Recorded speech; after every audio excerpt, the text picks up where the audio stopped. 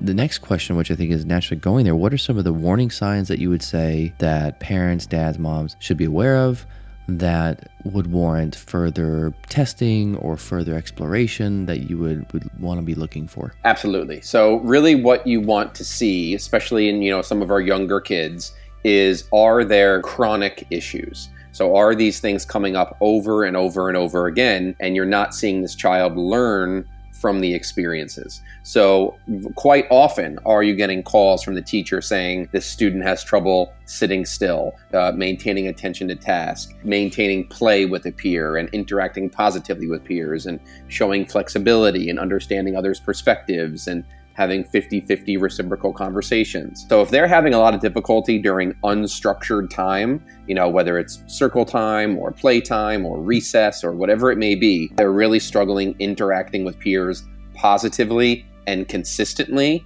that's a big warning sign. So during that unstructured time, because ADHD kids really struggle during recess, during lunch, when everyone else is kind of just reading the room and conforming to what the environment kind of calls for, like being quiet in the library or sitting and eating and staying at your table and interacting with everybody at the table, kind of following along with those social norms and the social environment, if they're struggling with that consistently. So we're looking at the unstructured of lunch and recess and playtime. How are they conforming with peers? Are they standing out like a sore thumb? Are they having a lot of difficulty? Consistent emotional breakdowns, that's a big one. But in the classroom, are they having trouble initiating non-preferred academic tasks? Are they having trouble getting starting, persisting, completing?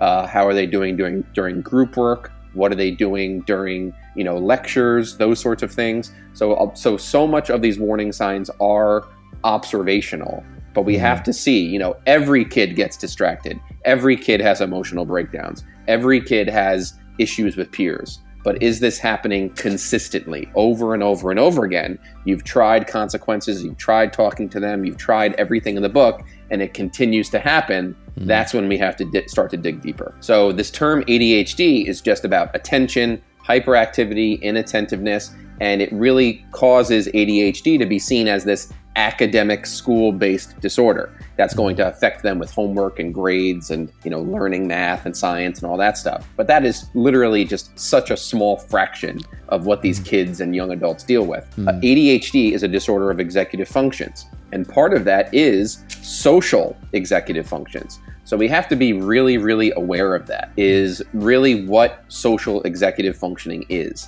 and just how deeply it affects these kids. And if anything, that's the biggest source of negative self-talk. And that's the biggest source of anxiety and issues, is the inability to be successful socially. So social executive functioning is a huge component of ADHD. The number one social executive function skill is perspective taking skills. So kids with ADHD and executive functions, part of that is self-awareness and self-evaluation.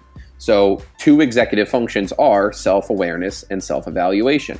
So those two skills are weakened in individuals with ADHD. The ability to be self-aware, perceive your environment, be aware of your actions and your behaviors in a given environment, and also self-evaluation, the ability to look back in the past and look at how you did something, look at your choices, look at your behaviors, and learn from them, evaluate yourself, and perform better in the present moment by reflecting on the past. So self-awareness and self-evaluation are impaired, so the ability to think about your own thinking, metacognition, is a big issue for these kids. And it's even harder for them to understand the metacognition and the thinking of others.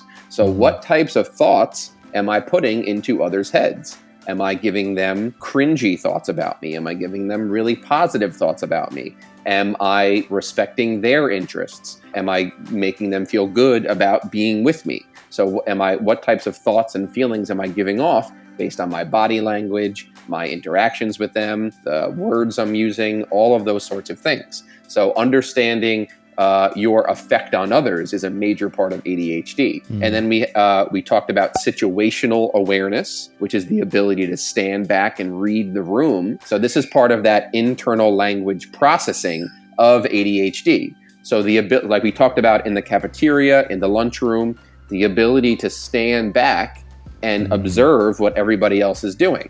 So in the library, everyone's sitting down and being quiet. The kids with ADHD will have difficulty recognizing the environment, reading the room, and sitting down and doing what everybody else is doing. In the classroom, every student might be coming to class, putting their backpack in the cubby, sitting down, starting the do now, opening their books and getting started. The kid with ADHD is going to have difficulty getting started because they're not reading the room and seeing what everybody else is doing.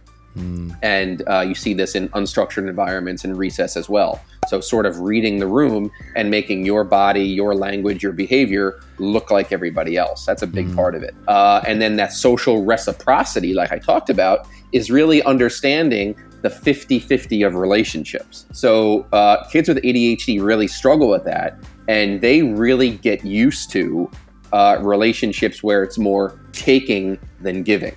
So kids with ADHD can do quite well at emotional manipulation of parents, manipulating parents into getting that extra screen time, getting that extra game, sneaking. They're really big at sneaking, extra screen time, and all those sorts of things. And they get so used to taking and taking and getting and getting and getting, and they really are not used to giving and having that 50-50 of relationships. And that often trickles down into social relationships where you see them dominating conversations, only talking about their preferred interests, and not really taking time to get to know others on beyond a surface level basis to allow for a deeper relationship. And like I said before, that's really what these kids want. They want deep relationships. They want to do things after school with peers, on the weekend with peers. They don't want to go home and play video games for 5-6 hours. That's not what they truly want. They want to go out and ride bikes and do things and have deeper relationships and have people to text, have people to call, have people to FaceTime. But you have to go beyond the surface level and build a deeper relationship than just a couple of topics here and there. You have to have a true interpersonal relationship. And that requires a 50-50 relationship. Gosh, I mean, hearing it put that way is so clear. It's like very clear. To understand that that's what you're seeing with kids, and to see that social reciprocity, that 50-50, that social awareness, that, reading the room, and that these kids are really, it's not that that's their fault.